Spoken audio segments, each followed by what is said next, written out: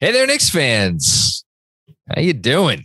It's your boy, Jonathan Macri, with you for yet another episode. We got an episode heavy week here because how often did the Knicks play one game between Monday and Thursday? But I hope you've enjoyed everything so far. We started off with Was, then we followed it up with Benji, and now we're ending the week with a banger. It's mailbag time. Usually we have intern turned CEO Chris Persianen here.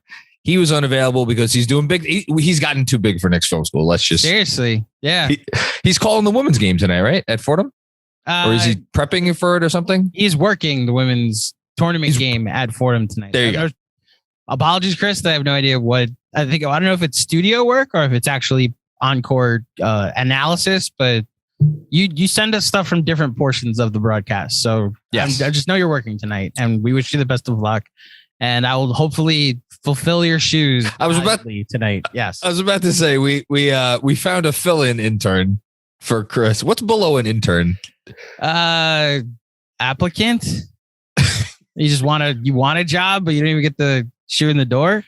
Driver, like assistant. It's the person unpaid assistant. That's really what an intern is. Two things popped into my mind. As a Sex and the City fan, it should shock no one that I know a line from this movie, but from The Devil Wears Prada, it's the job that every girl dreams of. There you go. Either that or the stories. Don't you dare shame people who watch Devil Wears Prada. By the way, that movie's amazing. It's a great movie. It's a lot of fun. Young Emily Blunt.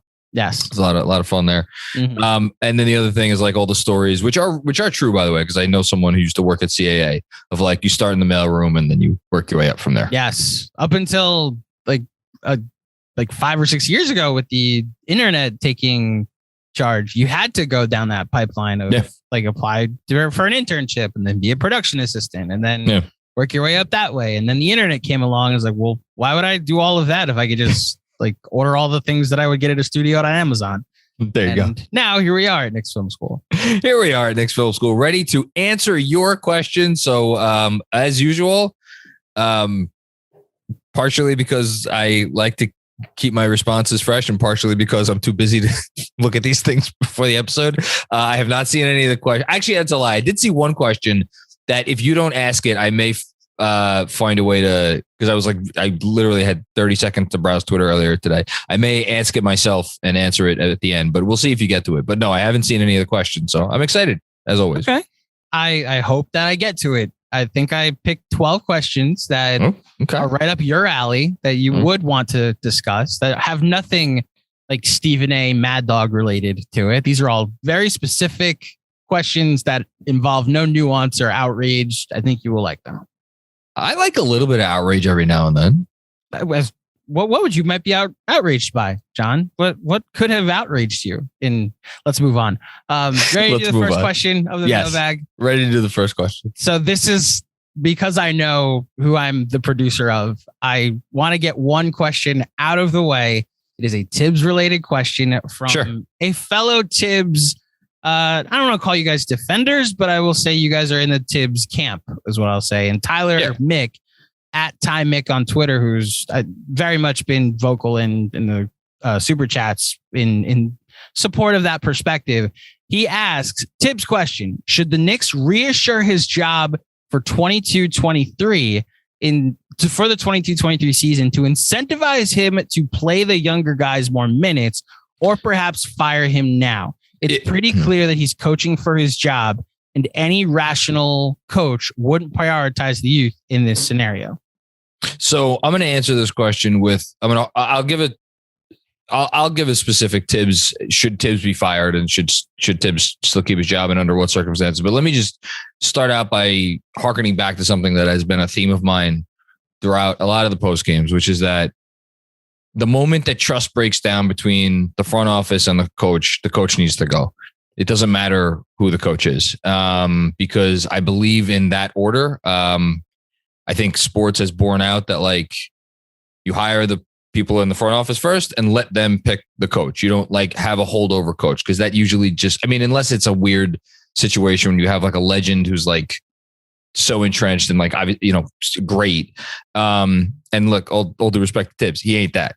So like if the trust is broken down and they can't work together, and it's like, if they're telling him like, look, as a franchise, you've been overruled. We feel it is better to go in this other direction. And if he's showing resistance, fire him today. And I don't even think that should be a discussion. So all this stuff about like incentivizing him to play the young players or any of this, no, out the window.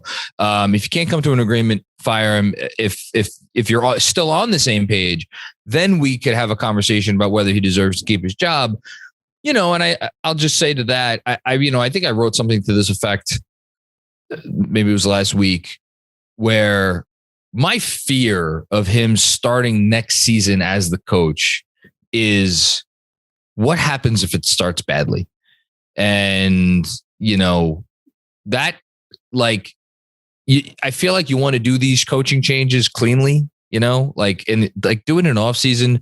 And if you do it in the off season, you could make it, you could put some lipstick on it. Maybe they say Tibbs is transitioning to and I don't know if he'd go for that, but like maybe say he's transitioning to a different role in the organization or like whatever.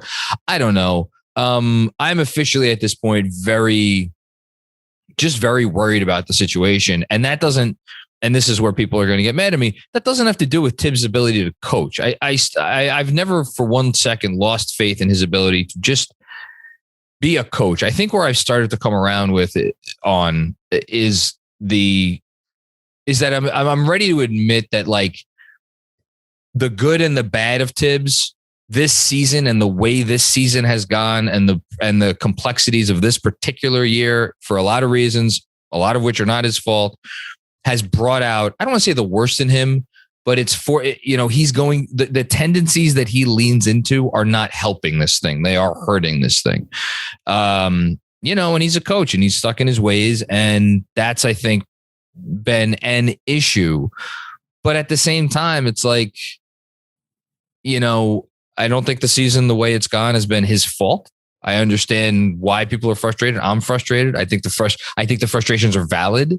But do I think there's a world where he could be the coach of this team next year and it go very well?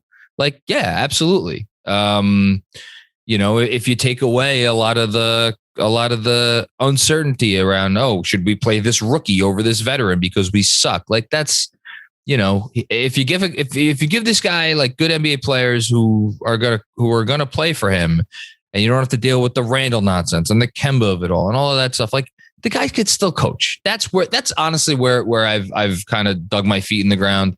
But other than that, I'll anybody who wants to yell and scream that he should lose his job, I'm done. Done defending him. I'm done fighting it. I'll defend him, but I'm done fighting. You're done fighting the wave that has been coming. I think this is where, and it's funny that the three of us, like you seem to lean more heavier blame on the players. Jeremy seems to lean heavier blame on the coach, and I'm very heavy blame on the front office right now. If they like, well, what does that tell you? So it means that there's blame to go around for one, and for two, like I don't like, to your point, I don't think that Tibbs would be allowed to play the certain lineups that he has, to Tyler's point, if like the front office wasn't allowing him to. Like I want them to give him the mandate, whether it's reassuring him that his job is safe for next year if he plays the kids, whatever, or say play the kids or you're fired and then make the change. I think this is a collective organizational decision to play the rotations has become a buzzword here, to not prioritize development over like what we're seeing right now, which is why I go to them being like, you have a say in this. We're just yelling at YouTube and microphones right now. Like you guys actually can make some change here. And that's where, I agree with you on the, if you're going to fire him, wait until the end of the season and make it a clean break. You went dark. Okay. That happens sometimes. You went into the Matrix the last episode, and now you're in the Batcave in this one. Look at you. I love it. For those on YouTube, you get what that means. I guess my only point is like, I agree with waiting until the offseason to make a clean break, give a coach an entire offseason to set a plan in place and a mantra, whatnot. Rarely do those coaching changes mid-season. If your roster, like the Hawks clearly were better than what their roster was. Like their roster was better than what their record said it was, which is why we made the change to McMillan. It made sense there was an uptick. And that was so much earlier. This roster is also not that good. So a coaching change would probably just be a pivot to development anyway, which is why I wish the front office would put that ultimatum in there. And by the way, at the end of the day, we're talking about a team that's 25 and 36, right? You just said it. The roster's not that good. Like of all the arguments of all the people yelling and screaming out there about that, this is all Tibbs' fault, and I don't think there's that many of them, but they are out there. It's like, it's the NBA. It's like, what does your roster look like now? The pushback to that, and I don't want to get into the whole thing, is like, look at the Clippers. Look at what the Clippers have been able to do. Look at what even you want to point to a team like the Thunder. Like, look at some of the games. Look at who's played for them in some of the games that they've won. Even something like Cleveland, and like, yes, Darius Garland and Jared Allen have emerged as all stars, and like they got some. But like, you catch lightning in a bottle. We saw last year here in New York. Like there is a way to overcome talent deficiencies, but at the same time, more often than not, you are defined by the talent on your roster. Okay, I also think the order in which things happen dictates the narrative and the emotion of the fan base. You've been very complimentary. I think all of us have been complimentary of the job the Pelicans have done. They have almost the identical record as the Knicks, but they started 3-16 and then played better from that point on. The Knicks, and they probably have more talent. But like the Knicks played a 500 record and then went 3-16. Which is why the order has made this so frustrating that it fell off a cliff rather than you fell off a cliff early and then rebuilt yourself back up. I'm going to, for those who can't see it because you're listening on the podcast, anytime John goes dark, I'm going to I'll ignore it. Listen, when Gotham calls, John listens. I told you why. It's because my stupid USB thing that I have the light plugged in sometimes like does this pop-up thing. Anyway, we don't need to worry about that. Next question. How important, this is from Kiwi, Kivi, at Kivi015 on Twitter. Thank you, Kiwi. How important is it that the front office makes the decision to move on from Randall or Obi this summer? Ooh, that's a great question. It's an either or. I like it. We know where you stand. You want them to move on from Randall this summer, but how important to move on from one of them? I love this question because it's phrasing it in a particular way that I honestly hadn't thought of. It's funny. My answer is going to be, I don't think it's that important because I don't think the issue is that like I have issues with Randall. And if you listen to the Benji pod, like there's issues with Obi, like there's things he's not doing very well out there. But my issue isn't with this dichotomy of having I'm not looking at this as a situation where I'm trying to think of like a comp. Like what was it when I think it was Jermaine O'Neal was in Portland and like he was behind someone that was like he just couldn't get any minute. Like there's probably a better example. I'm just not thinking of one. I think there's a situation where this could work fine. And yes, some of this does have to do a little bit with the coaching. Like if there was a different coach that was willing to play them, again, 6 to 8 minutes a game together, that would go a long way. I don't think that's the issue. My issues I have a lot of issues with Randall, and I would like to see some more out of Obi. But like at the same time, I say that, and like if I'm envisioning a world next season where like Obi Toppin is the starting power forward and it's like, here, 30 minutes a night, we'll see what you could do with it. Like I don't want to say that that's scary. Like I'm excited by that. I want to see it, but like, man, they better construct the roster in such a way as to have some fail safes in there if he doesn't grow in certain ways. So I hope that answered the question adequately. Like I'm more concerned. I just want them to get Randall out of here. That's the first thing, but yeah. You don't think it's necessarily important for them to make a decision between it's not an either or going into next season right now. There is a world where next season they're on the team and they can coexist in a successful way. Yeah. The notion that like that this is like some kind of a misplaced asset issue, like they, where like both of these assets cannot appreciate in value because they are on the same. Like, I don't view it as that. I think there are respective issues with both of them, and that if both of them were playing well, I don't think anyone would be complaining. I think it'd be fine. Yeah, this just goes back to Derrick Rose's injury, and because like when Derrick Rose played, I think Randall and Obi looked better because he played with both of them, which highlights a bigger issue, which is a question that will come up. The Knicks need a point guard, just a actual point guard to play on this team. Next question. It is from Matt Reichel. Apologies if I pronounced your name wrong, Matt. At Matt12R. What's the worst thing that can happen if the Knicks trade Randall? Ooh. What's the worst case scenario if they trade Randall?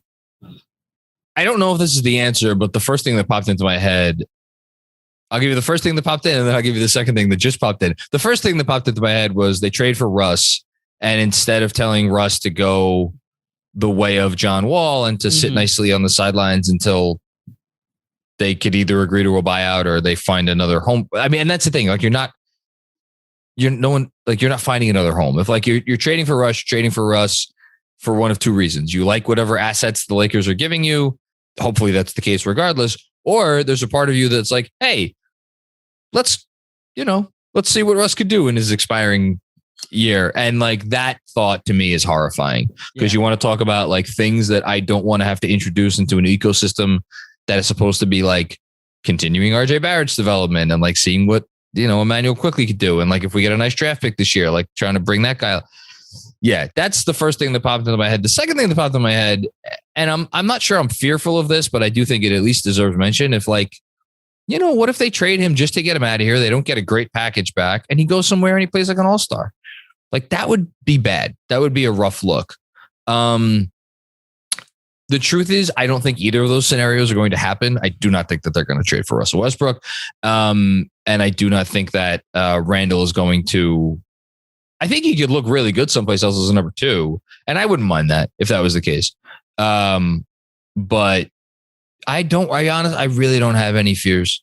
I firmly believe at this point, he is not what is best for this organization right now or moving forward. And I don't think that could change. And I think it has a lot to do with he was the guy. And now there's a new guy. And and he's never been a guy who, when he doesn't have the ball, is doing a lot of stuff to help you win. In fact, he's quite detrimental. So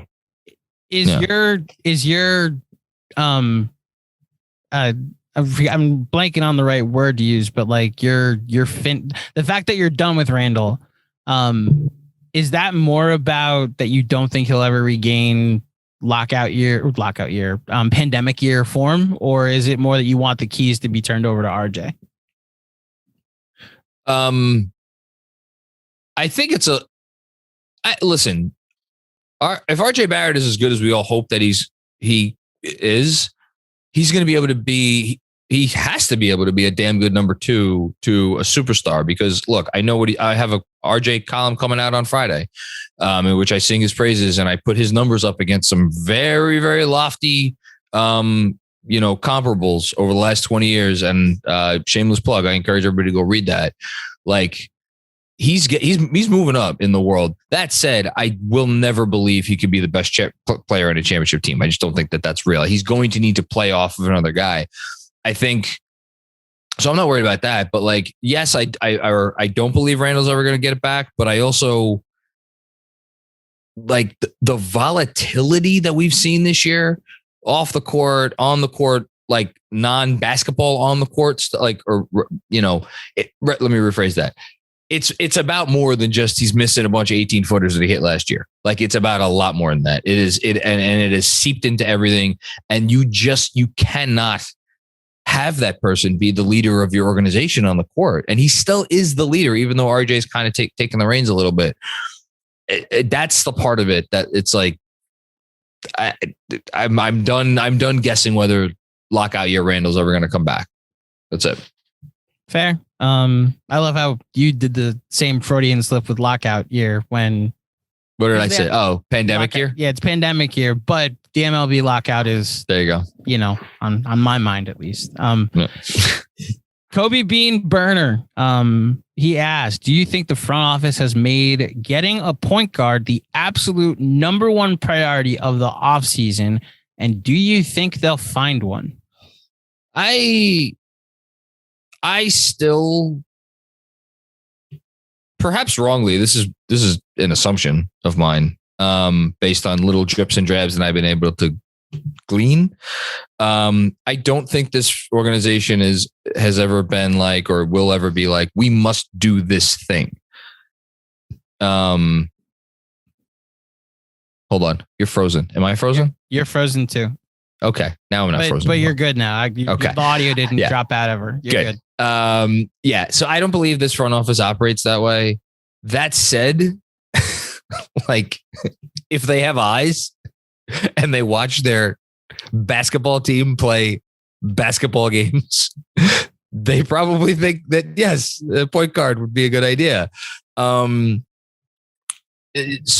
Sure. Yes. Do I think that it is a priority of theirs? Yes. Do I think that means they're like, have like a list of like, we're going to do everything we need to do to make sure we end up with like one of these three names? Like, no, I think they're going to continue to be opportunistic. And what was the end of the question was like, do I think they're going to be able to do it? Or like, yeah, do you think they'll find one? Like, here's the thing, right? Even if they like, fine, Tibbs loses his job. They turn the reins over to Johnny Bryant. They kind of use that as a soft reset. Even in that scenario, are they really starting a rookie point guard? And like, again, looking at the draft, is it like Ty Washington? Wash just talked about him the other day. He's a late lottery pick. Like he might be good. We'll see.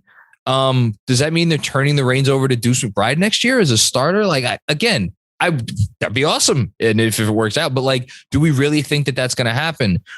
So like where around the league is the answer if it's not on the roster or if it's not in the draft? It's like, I'll throw the obvious names out there. Malcolm Brogdon, like they traded for Halliburton. I figure they'll trade for Brogdon. I don't know what money would be sent to Indiana, but I think something like and people aren't going to want to hear this, but like if they don't move up in the draft, if the Knicks get like the 9th pick in the draft, Fournier and the 9th pick for Brogdon, like there's your deal. That on paper, I think is fair, right? I have no objections, but again, the ironic part about, the rise of Quentin Grimes actually makes Fournier a bit expendable. So actually, I'm okay with that. I was say, I want to see what Fournier looks like with a point guard. But if I'm getting Grimes to just take that spot, then we're fine. And that's one of those trades where it's like, is Fournier good money in this trade? Is Fournier bad money in this trade? Yeah. Nobody really knows. But it's like, who cares? Because you're getting the guy you want, and like you're giving Indiana something that it probably wants. Although it's fair to ask, does Indiana want 2 top 10 picks on their team that they have to try to bring along? It seems like as an organization, that's where they're going. We'll see. That's the most obvious deal on the board to me. People will mention Markelle Fultz. It's coming up. Don't worry. It's coming up. Oh, okay. But it's like, all right, so I'll save my thoughts on Fultz. And then other than that, what are we going to hold our breath for Donovan Mitchell for the Woj tweet? Donovan Mitchell has, expressed his displeasure with blah, blah, blah, blah, blah. Like, I don't think that's going to happen this offseason. Who else? Who am I forgetting? Brunson. Brunson's the only other guy. One. Yeah. It's just Brunson. What did I say? I think there's a 50-50 chance it'll happen. Yeah, I'd say, I will say this. I think that there is maybe I'll reduce the number on Brunson. I think there's a better than 50-50 chance that either Jalen Brunson or Malcolm Brogdon is the starting point guard for this team next year. And honestly, that's probably low because again, like where else are they going to go for a starting point guard? I don't know. So this next question, I feel like we've already kind of answered it with like where we are in the picture of the rebuild. I want to ask it and then give any additional thoughts. Thomas Walter asks, if everything went right in last year with the team health and Julius peaking, how do we reconcile with nothing going right this year? Injuries, bad Julius losing, except this new version of RJ. Where are we in the big picture of this rebuild? Basically, how many steps back have we taken after we took steps forward? I'm gonna channel our favorite redhead, Jeremy Cohen here. Everything's fine, right? It's all according to plan, right? Like, yes, the year has been terrible. And obviously, I think the fact that the culture has taken a hit in terms of the perception of the culture around the league has certainly taken a hit. There was a lot of excitement about the Knicks a year ago. That excitement has subsided. Will it matter at the end of the day? Like, was Donovan Mitchell like all about looking here a year ago, and now he's got cold feet? Like, that could probably change pretty quickly. You know what? I don't know the answer to that question. The Randall of it all is like, yeah, that obviously sucks. But like, did anybody think Randall was like going to take the next step towards like being a true superstar after last season? Like, I didn't. We didn't think it'd be this. And it's, there's the kind of minor inconvenience of like, what do you do with him now? But no, I think it's like, I think Dolan still has, I have no reason to believe he doesn't have trust in the front office. That's a big thing. I think the front office still has their same kind of plan. That's probably a little bit tougher to execute, but like flexibility, young players, draft assets. You haven't boxed yourself into anything bad. All the doors are open. Like, I don't think, if you know what, I'll try to put a real positive spin on it. Maybe it's a blessing in disguise. I mean, a lot of that's going to be determined by where they pick and what they get out of the pick. But, maybe, again, I use the word soft rebuild. Maybe the opportunity to take a step back and do a year, have a do-over of what last year was supposed to be. Yeah. That's the way to do it. Yeah. Might not be the worst thing.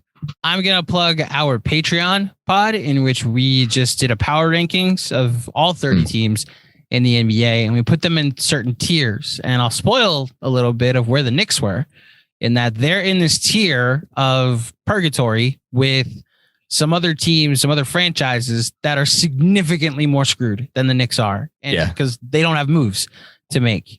Well, they have moves that just maybe not great ones. Well, I'm saying like the other teams don't really. Yeah. I'm saying the other teams, they have moves, but none that are, you want. Well, like some of the other teams in that tier made moves, like the Kings are in the tier with them. Yeah. They made moves with this myth of the play-in. Like I'll echo what I said yesterday on Patreon. What the play-in's done to these GMs and thinking that it's a thing that matters. Like being the 10th seed is still not good. You're at best the 19th or 20th team in the sport, 10th in your conference. Like all it is getting one more game, whether the game matters or not. Like you get to play in it. If it's young guys developing into it, like that is a game that you want the Pelicans to play in if you can play in it, or like the Hornets last year getting that experience of like, all right, this is a 1-game elimination. We get them in it. But like the Kings trading the future because we want to make the play-in is a myth. And if the Knicks were to have done that at the deadline, it could all be like, why are we trading anything significant long-term to get like blown out and get worse lottery odds? Like that is the issue with what the I will. The last thing I'll just add to this is like this organization hasn't been able to develop young talent in forever. And I don't want to go too overboard, but like, I think there's enough good stuff happening. Like it's not all good, obviously, but there's a lot of good stuff, I think, with the kids. And I think that there is a sense that this organization can draft and develop. And at the end of the day, before you worry about anything else, you have to get that right. Yeah. And I think they're getting that right. And I think that's as good a reason to be optimistic about the future as anything. And the fact that they have all their picks, and they're probably going to get a good pick this year.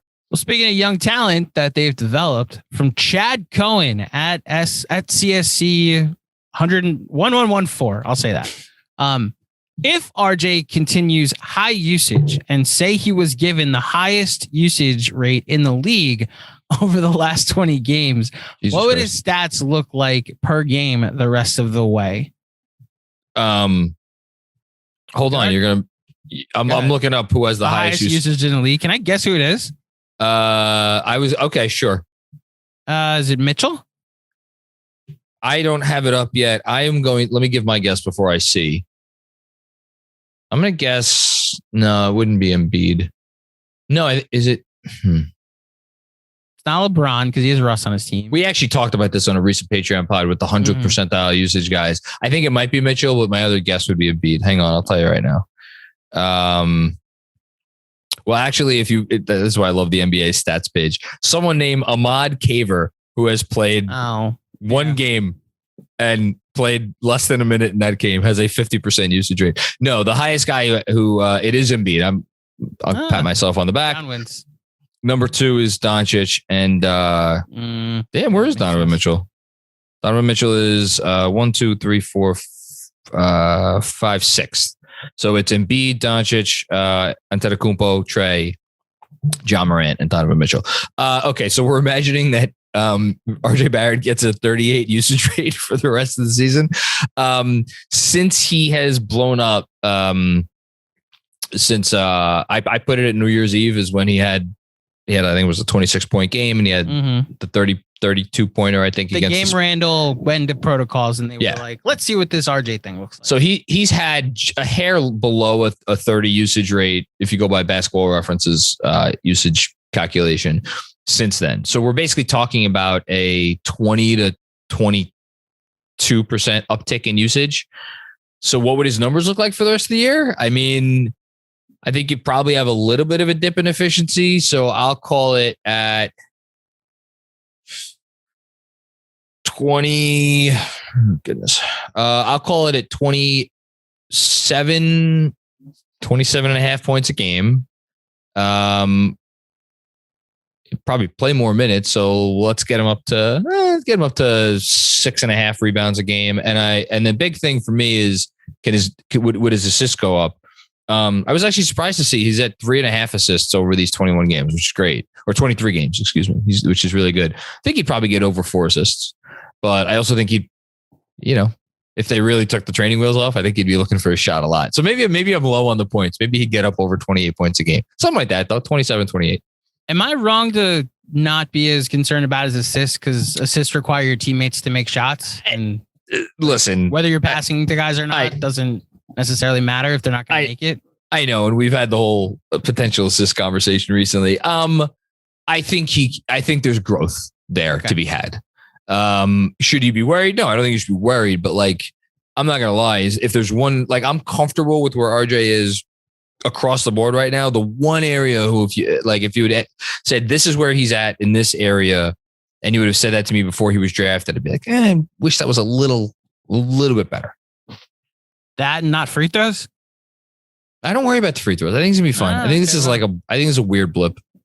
Okay. A weird extended blip. Yes, I dig the confidence, because every time we do the range and post the stats, whoever it is on Twitter, we're just conveniently leaving out the 69% from the free throw line since January. I mean, he's not Ben Simmons. All right. No, but John, you're not Ben Simmons. I trust you to make more free throws if I gave you 100 attempts. What are you talking about here? That's very kind of you. Yeah. No, I'm not worried. I'm not worried about the free throws. Fair. Friend of the pod, Chip Murphy asks, would you like to see the team use Cam, or how would you like to see the team use Cam for the rest of the season? Yeah, I mean, I'll lean on what me and Benji talked about the other day. Just get him out of the corner. That's number one. I'd love to see them run a lot when he's out there, more than they have already. And, just put him in some high pick and rolls. Put him in some high pick and rolls with some different partners. Put him in high pick and roll. How about this? Here's a concept. RJ Barrett looked pretty good in high pick and roll a bunch of times with Jericho Sims, right? Give Cam the same opportunity to do that. Here's another novel idea. Play Cam at the 4 and have him go high pick and roll with and again, they don't ever do this, which again, frustration with Tibbs. I get it. But put him with do an inverted, big, small pick and roll, like the Warriors used to do with Kevin Durant and Steph Curry. Obviously you're not going to get the same results, but see what you got. Just get him going downhill in a little bit of space where he has an opportunity to either make a bucket or make a play. But again, it's kind of similar to the RJ thing. I went back and looked at his assists number. The averages are not only are the averages bad, but you look throughout his career, he just doesn't really have any games where you'd expect to see a game where it's there's 9 random assists, right? On a Tuesday night. He doesn't have any of those games. And I would like to see because that's where I think his if he is going to reach like a different plateau as a player, that's what I'd like to see more of. Yeah, I've been a little befuddled. I think you have 2 for the outrage for Cam. If it's from an asset standpoint of like, why did we trade a first for this guy to not play? Then I get it. The third part of our big 3 is just wasting away on the bench is the part that I'm confused by. I want to see him play 35 minutes a night as much as anyone. Throw the kid out there, see what he could do. You have nothing to lose. I want to see him play more than 5. I don't necessarily know I want to see 35. Well, we got 23 the other night That's against, perfect. or the other day, I should say. No, the other night. Yeah.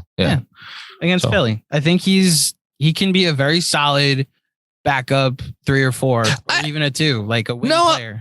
I'll go a step for I think I said this on the pod with Benji. I would like to see him start. I really would. I would like to see him play significant minutes with RJ. I really think that. Why not? Okay. I dig it. From friend of the pod and like very high ranking patron, Miss Jessica Clarice. What's going on, Jessica?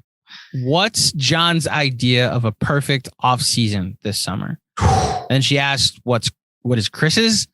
Chris is not here, but he will 1000% tweet in one of his 300 tweets during the day what his perfect offseason is. So send a tweet his way and he'll absolutely tell you what his perfect offseason is. Yes, he will. I miss those days. I miss those days when we just could spend all day on Twitter. Like, no disrespect to Chris. I wish I had the time. I just don't anymore. I don't miss. You don't miss those days. I don't miss those days. Okay. Perfect offseason has to start with getting in the top. I'll be greedy. I'll say top 3.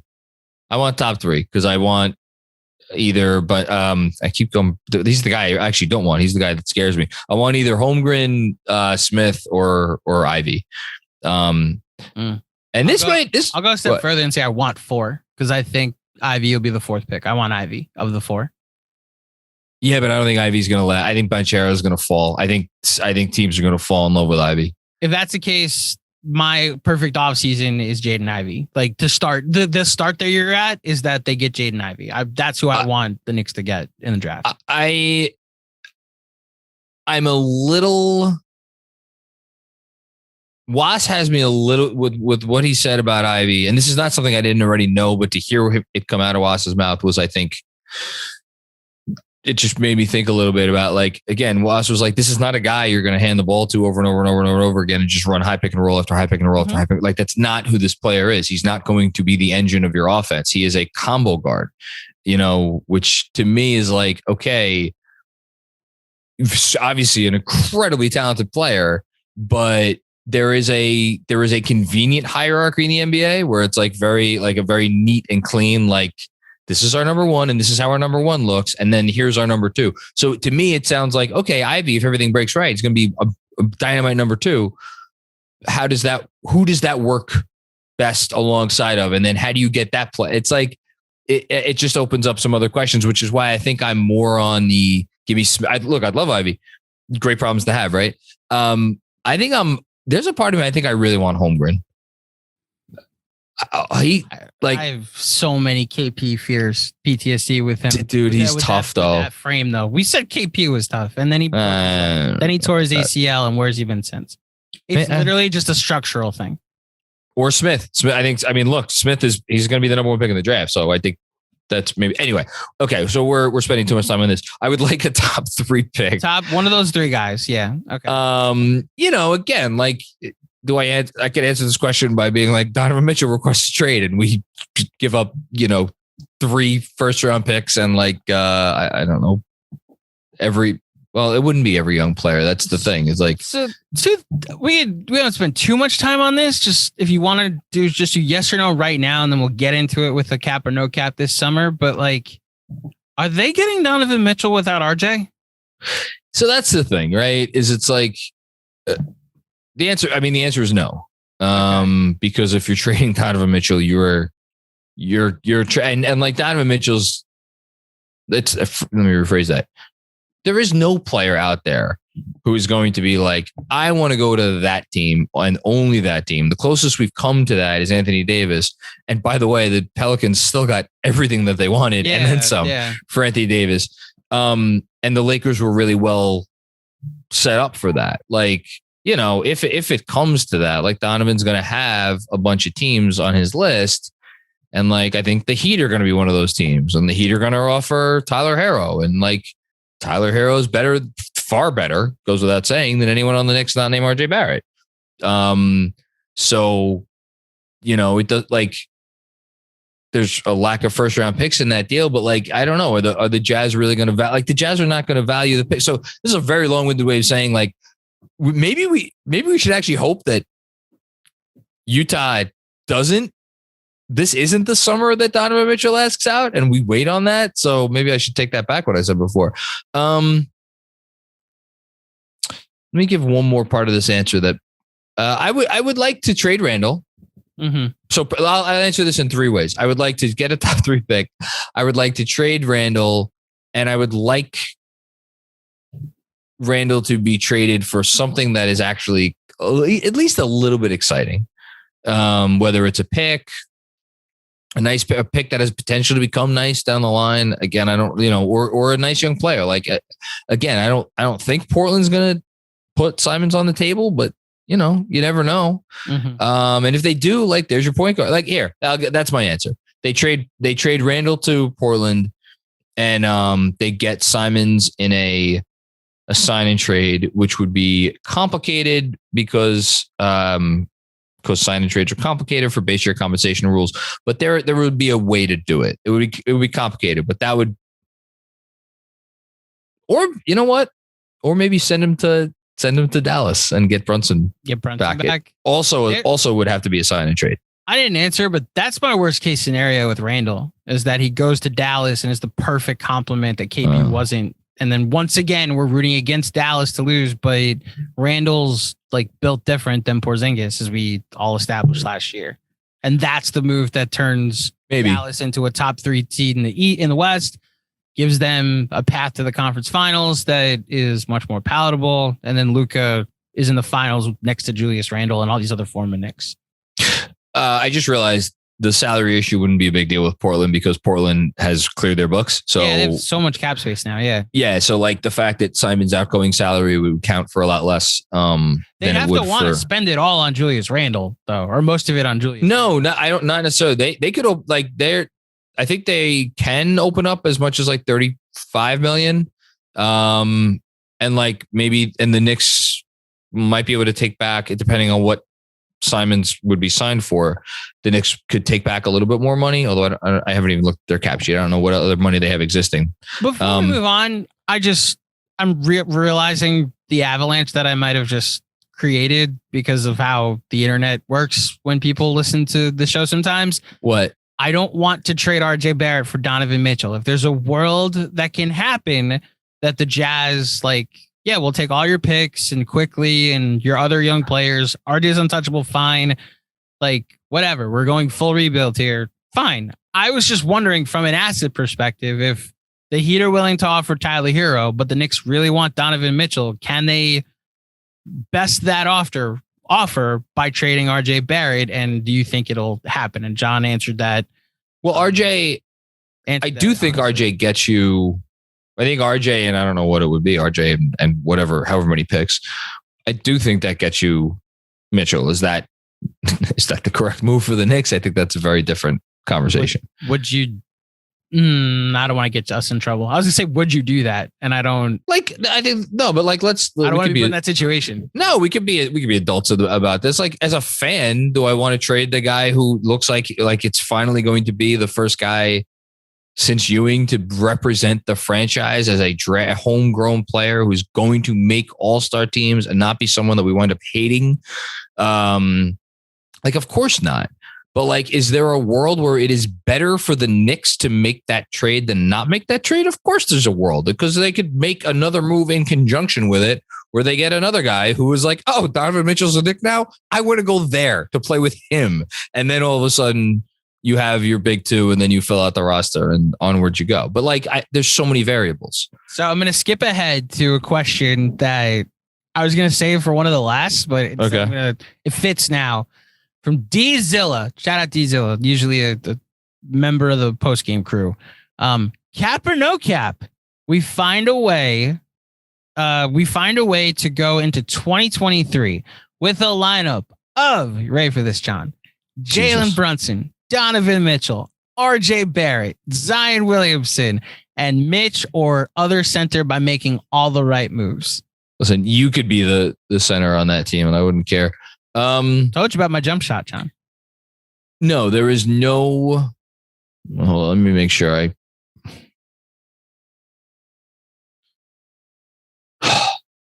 only because you'd have to trade. I'm just going through like what big packages for Mitchell and Williamson. So how do your assets not get completely wiped out in one of those trades? You could get like. Is there a world where Zion requests a trade this summer and the Knicks get the number one pick and the Hornets or whatever they are, the Pelicans are like, yeah, that will make that work. Give us Julius Randall and the number one pick and you get Zion and whatever salary it takes to fill out. Like that is a trade that I could at least talk myself into being, and some Knicks fans, probably a lot of Knicks fans probably wouldn't want to do that, by the way, because of Zion's concerns about him.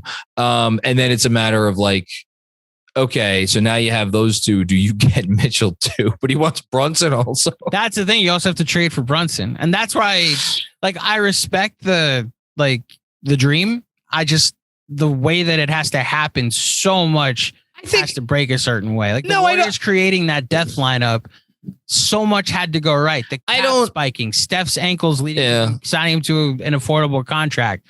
The not trading Klay Thompson for Kevin Love. Like so much had to happen to create a lineup like that. Here's the thing, though. It's like here's why it's not. I mean, look, it's insane. Here's why it's not that insane. If you could get the first domino to fall. Mm-hmm. And still leave yourself enough left over because, like, again, in the scenario that I just laid out, they don't have to mortgage like anything really of the future to get Zion because they got lucky in the draft, right? Great. And then you add Zion to RJ, and then those two play together, and those two look really good, and those two, it becomes painfully obvious, like, wow, they're a guard, a dynamite guard away from being a dynasty. And Donovan Mitchell sees that and he's like, oh, okay. Yeah, that's where I want to go. And all of a sudden, now it's Donovan Mitchell requests a trade next offseason, and it's only 2 more years until he's a free agent. So teams get a little queasier about making that deal. And maybe Tyler Herro takes a step up and like they're not as comfortable trading. You know, it's like there are things that can happen, and then you're okay. Here's your 3 future firsts and 3 swaps, and have a nice day, Utah. And I think the one other thing that would need to happen, like some player on the Knicks would need to take a step up, whether it's like Grimes or Quickly, or like just so Utah can get Quickly and Grimes. Like, say Grimes does look like Allen Houston next year. Say Quickly does look like prime Jason Terry next year. And Obi does look like a solid rotation player next to Derrick Rose.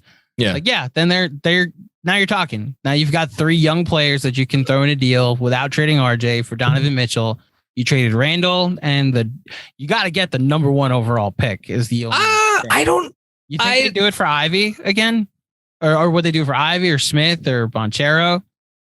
I think the PR, like, we traded Zion again for another number 1 pick, and we brought Julius Randall back. Remember? Can I just say what I'm not ready for? I'm not ready for the Knicks to get a top 4 pick and then trade it. Like legitimate rumors coming out. Like the Knicks are looking to trade this pick for Zion, and there is like mutual interest. Like I'm not ready for that. Okay. We'll save it for the offseason. Not ready for that. Thank you, D-Zilla, for taking us down that road. That was a fun rabbit hole. I enjoyed that. Yeah. Jeremy E., what are the odds the Knicks make a move for one of or both Bamba and Fultz this offseason. Magic seem like a good possible trade partner for the Knicks this offseason with their glut of point guards in particular. I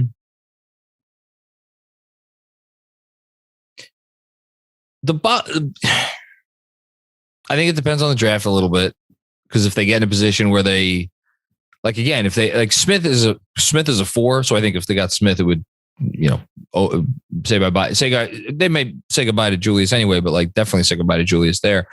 Or maybe, who knows? But one of them wouldn't be here. Chet's a 5. So if they get Chet, then I don't know, but I don't know. I don't know, because I think here's the thing. I think they like Sims. I think they really like Sims. I think there's belief in Sims within the front office. I think they see Sims as a backup center for them. And I think they just need a number 1. I don't know. I think Mitch is if you ask me to bet on it right now, I don't think Mitch is back. I think Mitch is gone. Yeah. That's why the Bamba question is fair. So Yeah, I'm sure. If whatever broke the way it needed to break, would I bark up Mo Bamba's tree? Sure. He's a rim he is the theoretical exactly what you need, right? Rim protecting stretch 5. So it's funny. I asked you this last night on playback. Like, the Knicks go into the next season with a lineup of Brunson, Fournier, Randall, RJ, and Bamba, or Miles Turner. Like, it's like a perfect Tibbs team right there, which is ironic that we're talking about moving on from the head coach, which I honestly, that is a realistic starting 5 if all breaks correctly. If they don't want to go after, if they don't want to go get, don't want to ever consider McBride and don't want to go after Fultz, they can go the way of Leon's godson and go after Brunson. Let me just say that I'm not sure I'm all aboard the Fultz train. I mean, look, maybe he's still got something left, but I just know how frustrating this has been all this season without Derrick Rose, and to then go to Markelle Fultz and be like, but we can count on him to play 82 games. It's just like the same injury questions exist there.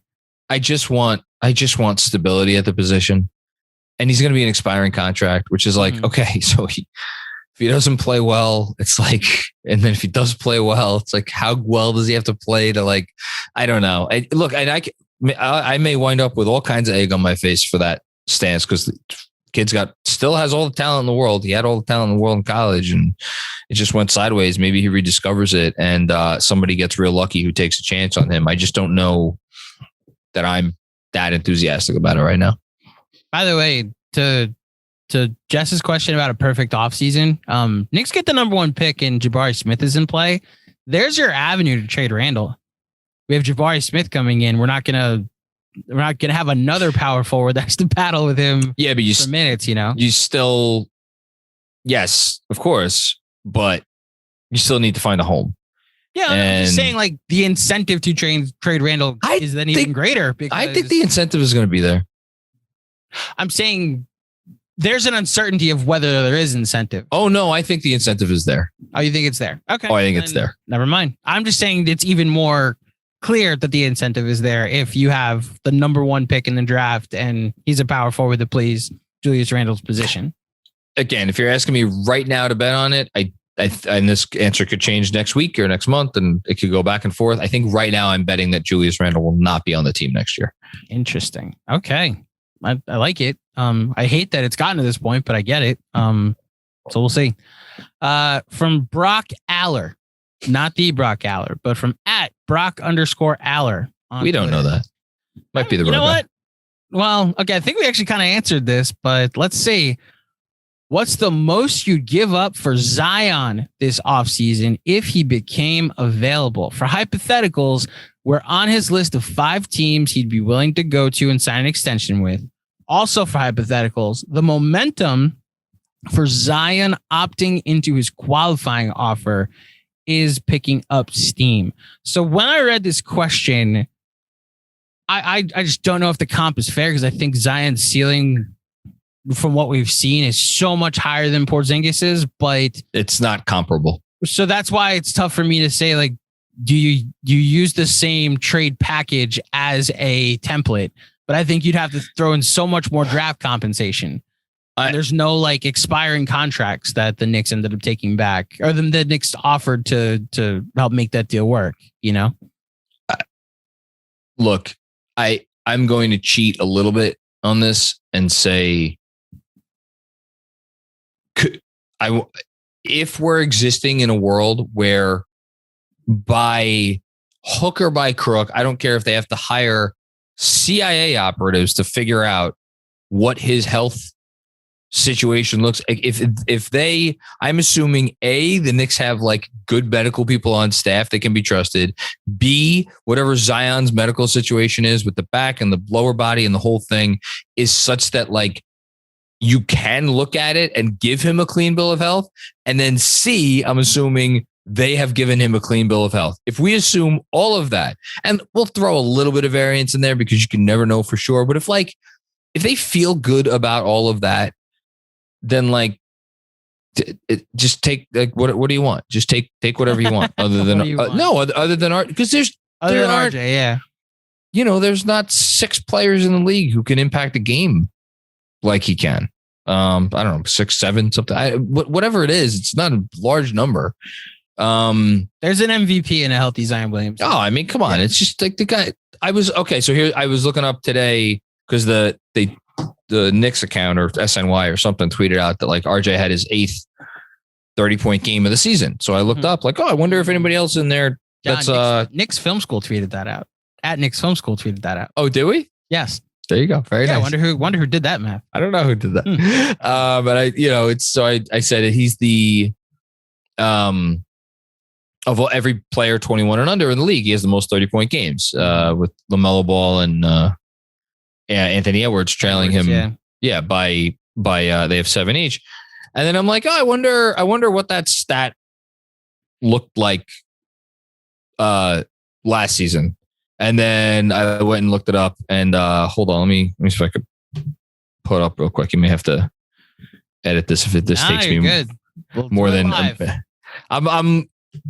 See, this is what happens when you have. This is what happens when you have way too many tabs open. Well, that's a operator error in this sense, John. And I think I've closed the tab that I was. Well, okay, I remember it. Zion had like 20 something 30-point games, and then I had another thing that I was looking up because I was looking at some of RJ's numbers this year, and how it compares with like again other guys 3rd year in the league or less, and Zion is just like he just does things like he's like last year he did things that it makes you shake your head, and the level like the efficiency and just absolutely insane. So like I don't know what to say. But you have to believe in the health and you have to believe in the motivation and you have to believe in all of this stuff. So that said, if we weren't giving up RJ, if I'm New Orleans, why am I making that trade? Why am I trading him to the Knicks? Something for him. I mean, the problem is like you're hinting at, somebody else will give you a better. Someone's going to give them something else. Like they don't need the draft compensation. So like Miami will give them Harrow. Yeah. And I think this goes back to what you just said with the other question.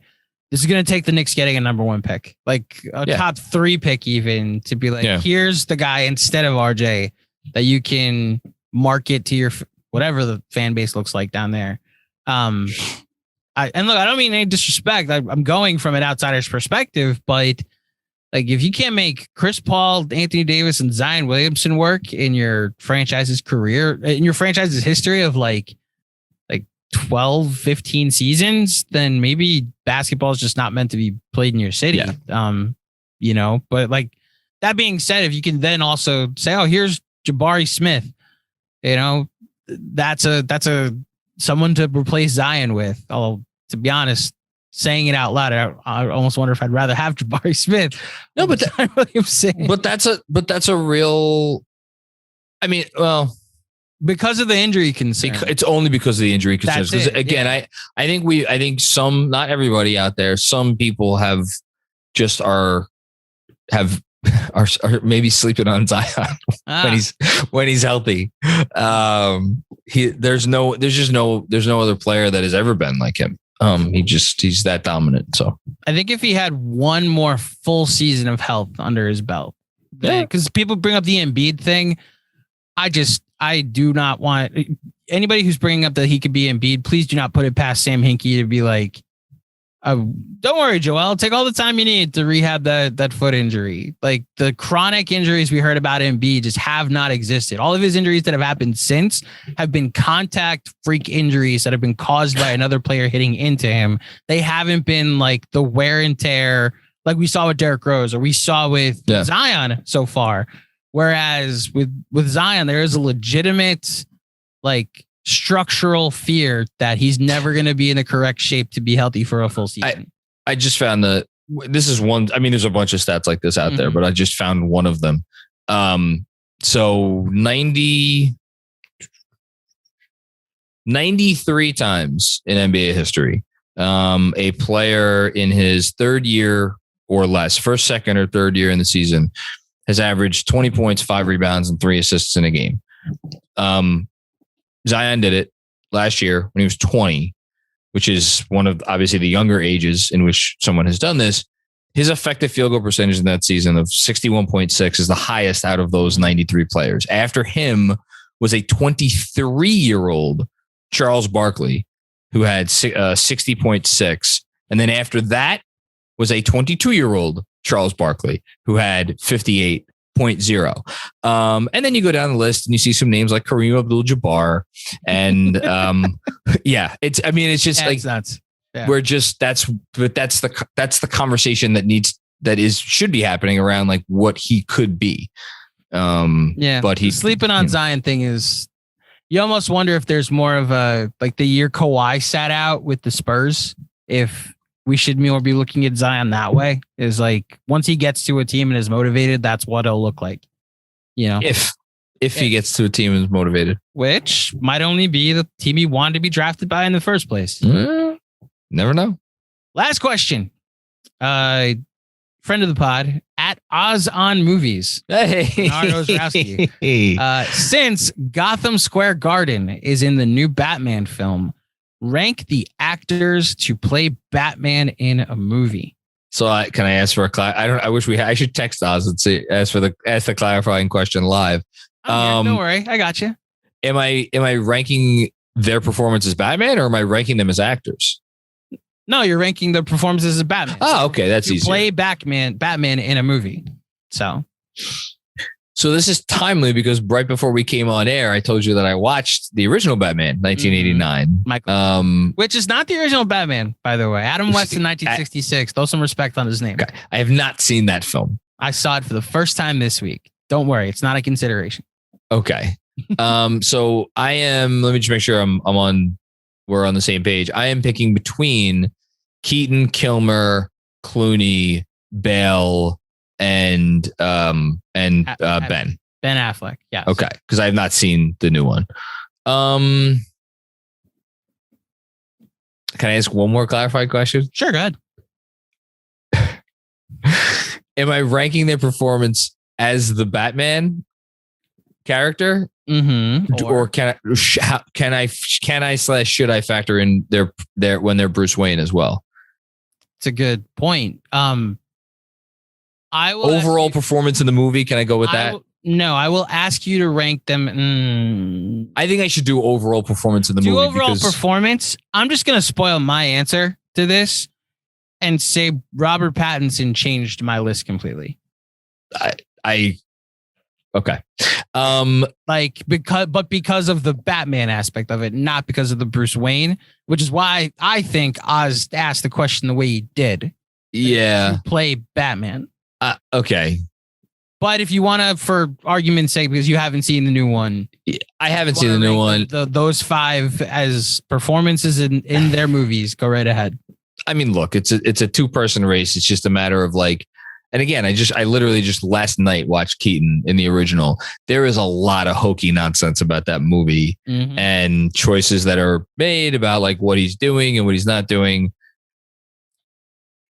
But he is really good as Bruce Wayne in particular. He's a really good Bruce Wayne, but at this man, listen, you know what? What? Again, if you want to get nuts, let's get nuts.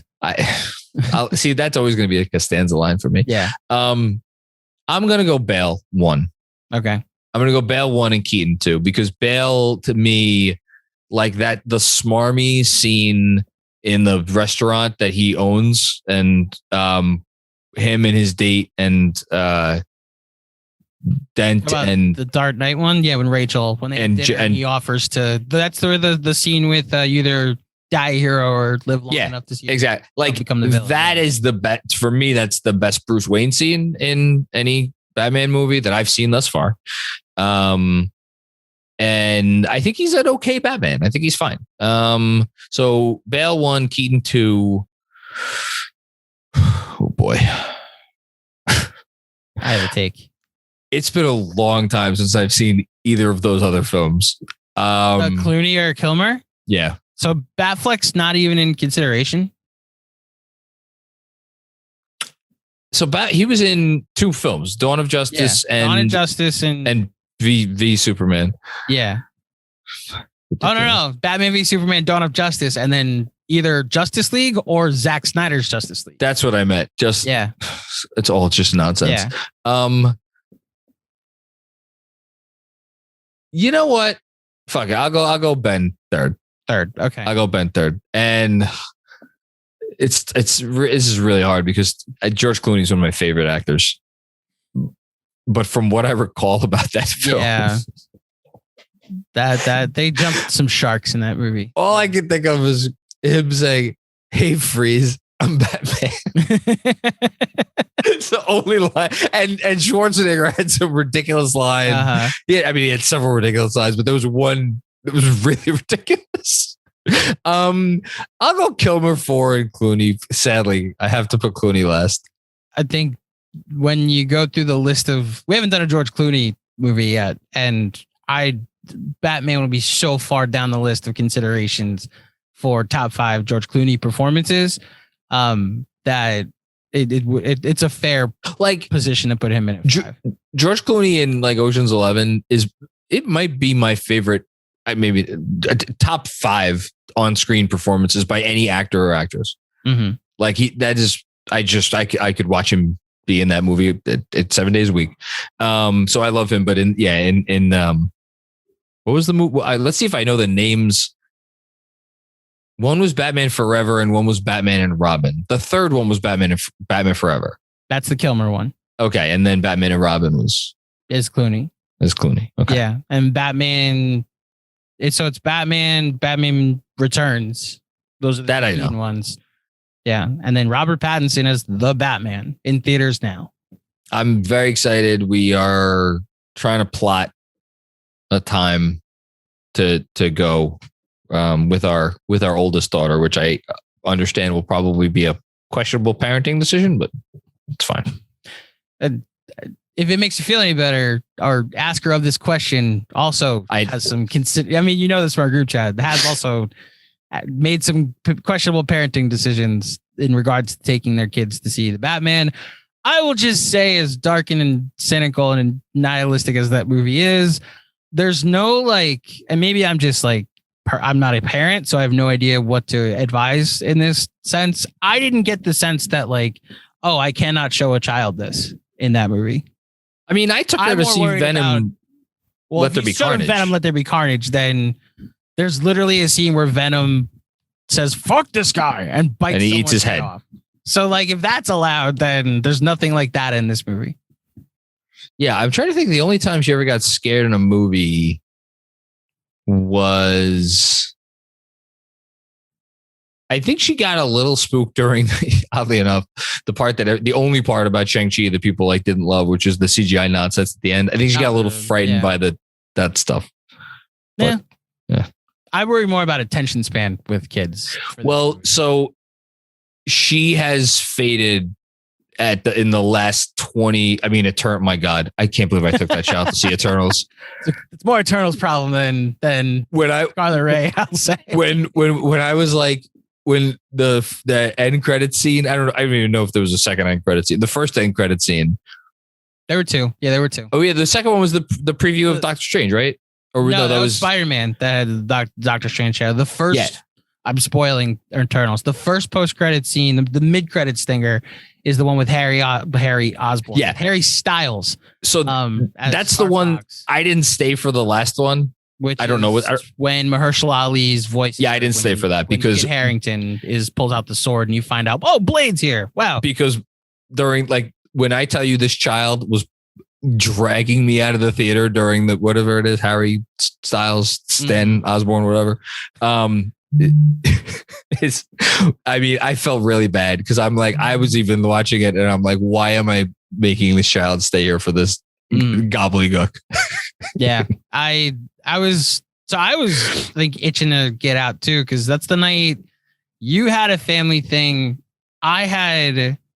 We asked Jeremy to do the post game, and so I was so at that point in the night ready to just what did the Knicks do? I'm sure they got blown out by the Bucks. And it's like, oh wow, they won in Milwaukee. How'd this go? Yeah. That I stayed there watching the fourth quarter while the post-credit scene popped up. So thankfully that saved me and able to see it.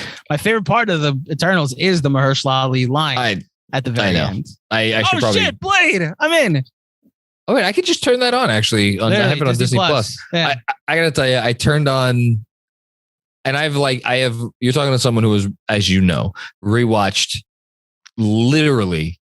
Actually, no. Have I ever rewatched? I think I rewatched Thor: The Dark World at least once. Mm-hmm. But I've watched most Marvel movies. I don't even know how many times, and I've rewatched all of them multiple times. I put on Eternals when it came to Disney Plus as I was sitting down to right, and I got 40 minutes in. I'm like, this is just I don't want to relive this.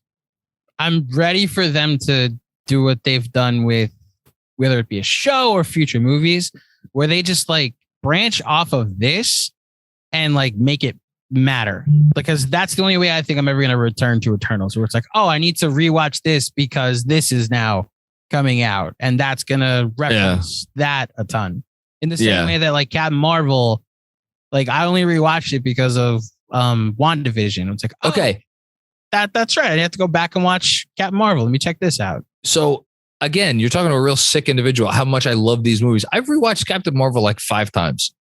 Okay. I don't think it's that bad. I think it's fine. In hindsight, I think we were a little harder on it than it deserved to be. It had the impossible task of coming out 2 months before Endgame. I know. It did. You want to talk about the penultimate? This was literally it felt like a coming attraction for the biggest movie ever, which ended up being, unfortunately. But yeah. I will put on at some point before the end of the season when I'm staying up writing a newsletter. I will put on Thor: The Dark World, because I think as of now in my mind, Eternals is unequivocally the worst Marvel movie, and I don't know that it's close. And the only competition I can imagine being given by would be Thor: The Dark World. You seen the first Hulk? Yeah, I've seen but there's some good stuff in that. I really actually enjoy the Eternals then. Jeez. The scene where he's on the bridge and he changes, and then there's the tank battle. That's cool. That's the Liv Tyler one, right? Yes. Yeah, I think she's good in it. I think Norton's good. I think there's some funny moments. The Abomination thing is kind of wonky but cool. Yeah, I think the Eternals is just trash. I'm not going to argue whether I'm not going to sit here and defend the Eternals. It's really bad. I enjoyed it enough in the theater, because it was I was hyped for it, and I was like, okay, they're doing a thing. I love how this started with a question about Batman and turned into you talking about how much you love the MCU. Disney, you got us. You have us wrapped around your finger that a conversation ranking the Batman before what I will spoil, the best made Batman movie ever, comes out this weekend. And yet we turned it into a conversation. Listen, about the MCU. I'm so excited for it. Listen, there's a look. We'll end it after this. As you know, my favorite comic book movie ever is not an MCU movie. It's Logan. So, and I think there's an argument for Into the Spider-Verse is like maybe, is at least in the top 2 or 3. So, maybe this one goes in that lofty air, but you're right. The MCU has fully captivated every ounce of my attention. And to just wrap this up, yes, like Marvel, it's my favorite TV show running. It's my favorite content thing in this industry that has the connected tissue, and what they've accomplished is great. What you're going to get in the Batman this weekend, and I say this to everybody that's listening, if you go see it or when you go see it, just be prepared for like, I hesitate to put things ahead of the Dark Knight. Working with who I've worked with over the last 8 months has given me freedom to criticize the Dark Knight, but like in a different lane, it reaches the same peak, and that's like the best praise I could give to this movie. Like I'm not going to say it's better than the Dark Knight. I think they're 2 different things accomplishing 2 different things. One's a sequel, one's the first like jump off point. And what they do in this, I think, is an accomplishment. It's absolutely the best made Batman movie I've ever seen. I'm really excited to see movies it. It's up there for best made movies I've ever seen too. Wow, I'm very excited. Like the filmmaking elements stick out to you. We'll add this as part of like a producer's corner on, because I know Jeremy's not going to see it, but we'll add this as a producer's corner on Tuesday. So that sounds good. That's how we'll close the gap on Batman. Perfect. All right. Well, thank you, Andrew, for stepping in. As always, hope your team won, Chris. Yes, hope your team won. Shout out to Chris. And of course, shout out to everybody out there for checking out all of the episodes this week of the Knicks Film School Podcast. We will have post games after these freaking West Coast. They couldn't at least just be good, so it make staying up for these nights more palatable. No, of course not. Hopefully we get some good RJ games, but we'll have post games after all those. And of course, if you miss it live because you don't want to stay up until 3 a.m, how dare you? It'll be on your podcast feed the next day. So plenty of content coming your way. As always, if you dig the show, feel free. Rate it, subscribe, review, the whole thing. It helps us out. And until next time, we will talk to you soon. Peace out.